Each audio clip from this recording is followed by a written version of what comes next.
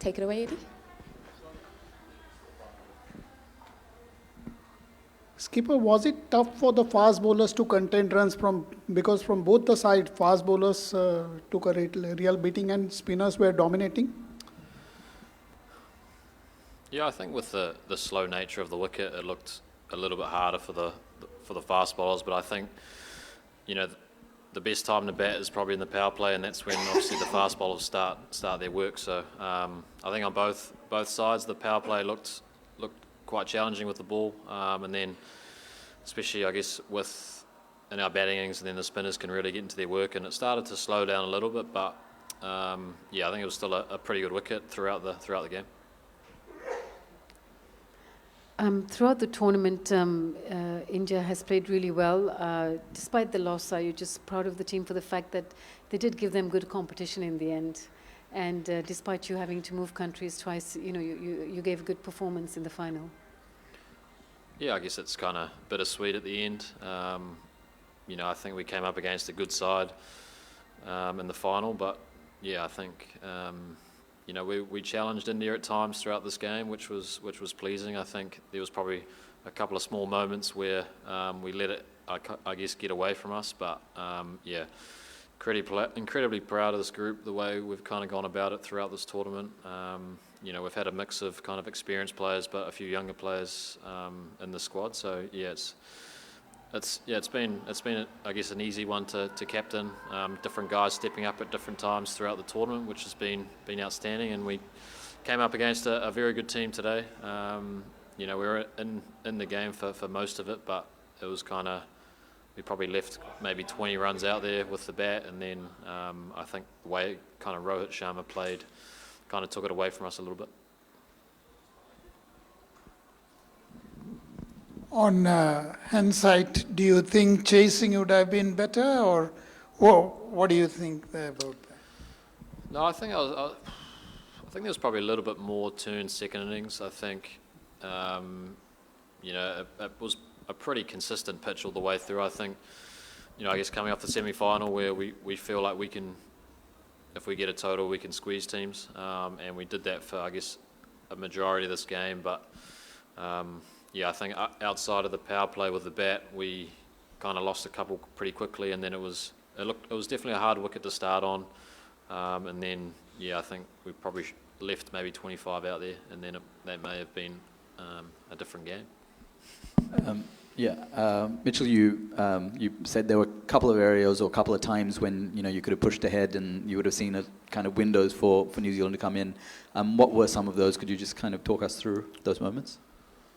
No, I think the intent we had with the bat, especially at the start, was outstanding. It was clearly probably the best time to bat was the power play, and I think the way we went about it for the first kind of 8 overs or so was outstanding, and then it took some brilliance from the spin bowlers to kind of really peg us back and make it, I guess, challenging through that kind of middle phase. We didn't, I guess after the start we were probably thinking 280, 275, but the way they were able to squeeze and build pressure, and then it really, the way Michael Bracewell played at the end got us up to that kind of that 250 mark, but it was maybe looking a little bit less. Yeah, Mitchell, can you really put Pasco on pitches like these actually, because you started off at some point in time, you were 7+ and over, middle overs it dropped before you crossed 5+, 251. Can you really put a Pasco pitches like this at the start? Yeah, I think it was probably still a pretty good batting wicket, especially first innings. But it's you come up against 4 pretty good spinners on a slightly slower wicket. It's always going to be a challenge. I think we probably could have. I think after the start we potentially could have got more, but I think credit has to go. Especially Kuldeep breakthrough straight after the power play, Varun in the power play, and then we know the left arm finger spinners can really squeeze any team. And then I think with the ball we still felt we had a competitive score. But I think when you're 100 for none, it always makes it a bit of a challenge. But I guess proud of the group to keep fighting, keep backing it up in the field, and we were able to keep chipping wickets to make it harder. Mitch, you're obviously no stranger to like these final defeats in the last few years. How does the feeling now compare to the feeling after the other ones? Yeah, I guess they're starting to add up a bit now. But yeah, you, if you make finals, you're coming up against another pretty good team who's also playing some good cricket. So I think, I was proud with the way we fought tonight. I think we pride ourselves on, especially in the field, is not giving up. And I don't think we did throughout that innings.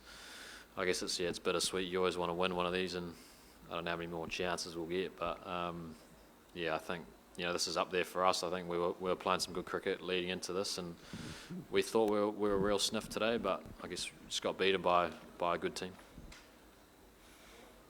Mitch, what could be missing in the big games, in the big finals, and the same, like a few semi-finals also New Zealand have lost in the 23. You guys again lost to India in the semi-finals So is there something that the knockout punch that is missing? Can you put a finger to it that maybe what is it that is preventing New Zealand from crossing the final hurdle? I guess we just keep coming up against India, which is always a challenge. No, I think, like I said before, it's, you got to acknowledge that it's a massive game, but I think the way you go about it is you treat it as, all what we've been doing throughout the tournament. We knew the conditions were going to be slightly different again from the semi-final, but, we were ready for that. I thought we still put in a pretty good performance, and we took India deep, but I guess there's always a few moments in every game, let alone every final, where you can potentially look back at, but I guess just the way we kind of kept sticking at it, the way we fought, pretty proud of the group for doing that. Good game, Mitch. Tough luck. During the drinks break, you had a little chat, and after that, the team changed completely, and you guys came back very strongly. What was the message that you gave your team at that point of time? We just needed to get Rohit Sharma out by the looks of it, but I think it was, obviously they got off to a good start with some good batting and a good partnership, but I think we still felt through the middle stages you could really squeeze the new batters. It looked like a tough wicket to start on, as it was the other day here. So we're still trying to be aggressive with the ball. Just told someone to potentially change the game with a catch or run out or something, and I think we were still able to chip wickets out. I think there was a little period of play there before Rohit got out that we definitely started to squeeze, and you could kind of feel something happening. But I think to go run a ball 70 or 80 odd on that wicket was a pretty good knock. Mitch, the team have faced a little bit of adversity this tournament. A couple of injuries at the start, Rachin's head knock in the tri-series, and obviously a lot of travel throughout the tournament as well. Can you just talk to me about how proud you are of this group overall in the tournament?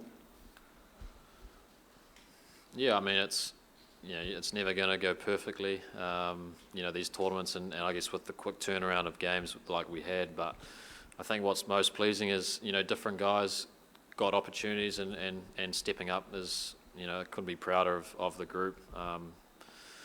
Guys coming in and out. It's always you obviously want to play every game, but I think, and then obviously the way Chin came back straight away after his head knock and hit the ball running, and KJ flying over and then pretty much straight in, and I thought he bowled extremely well in the games he played, and obviously a tough one losing Tezza today, but he tried his very best to be ready for this game. So I guess there's always adversity in these tournaments, and you could take it back to a few different things, but I think we didn't really complain about anything. We just kind of get on with it, and that's how we like to operate. And obviously pretty proud of the way we kind of fought throughout this whole tournament, and in different conditions everywhere we went, really. Last couple. Yeah. Matt Henry, you talked about him a little bit, but could you just elaborate a little bit? He looked pretty distraught before the game, failing that fitness test.